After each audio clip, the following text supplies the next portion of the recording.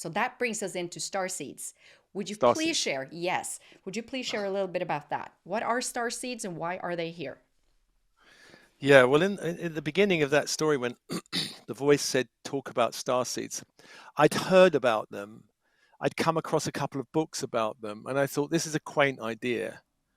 Who knows? Who knows? I even met the channel of the Ra material, who's talked a lot about starseeds. There's a lot of books called the Ra material, and an interesting, I can't remember, 6 or 7 books. Lovely person, I met her. But, hey, I don't know. And so when I was told, talk about starseeds, I'm like, well, I don't know about them.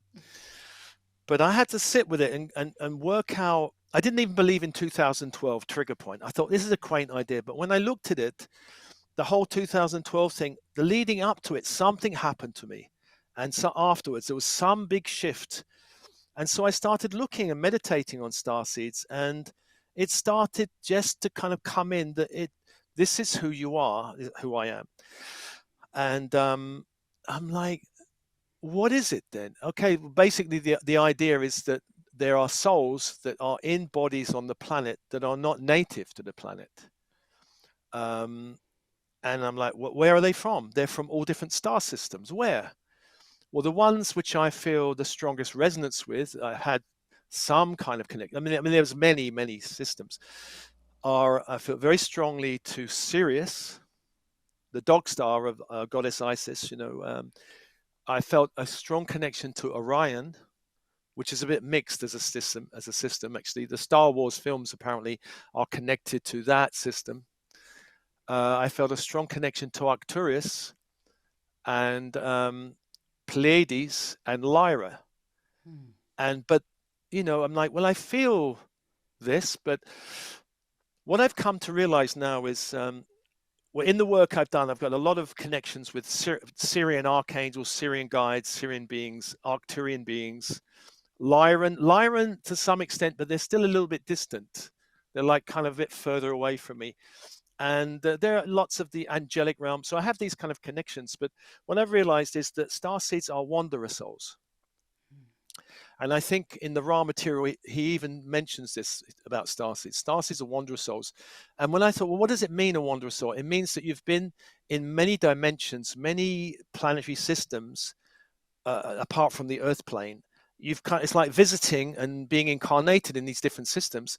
Some of those systems you may have many incarnations in, and some a few, and some none. And so we will have a primary connection to certain systems and a distant to other systems. So people often ask me, am I a starseed? And I say, if you're following people like me, or probably someone like you, Rebecca, you are, because I'm too weird Yeah. for non-starseeds. Too weird. Yeah. In all of the workshops I've ever run, only one person I realized was not a starseed, and basically his sister had been through a vulnerable time, and he came along to protect the sister. And he's saying, "Yeah, I think I'm a starseed," but his energy clearly was not one.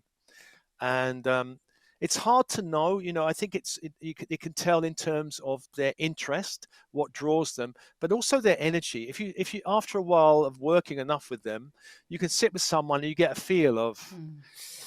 like I lived with a community of Buddhists, and none of them were starseeds. They're Hmm. all interested in spirituality, but none of them were starseeds.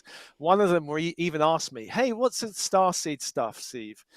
And I'm like, I tuned in. He's not one, and I thought, I lent him a book, and I said, "This is what it's all about." And I kind of knew what would happen. He came back, and he said, "It's all mad. The book is all mad, isn't it?" Yeah. And I said, "Yes, it's all mad, but it's all true, I think." Yeah. And he was like scratching his head.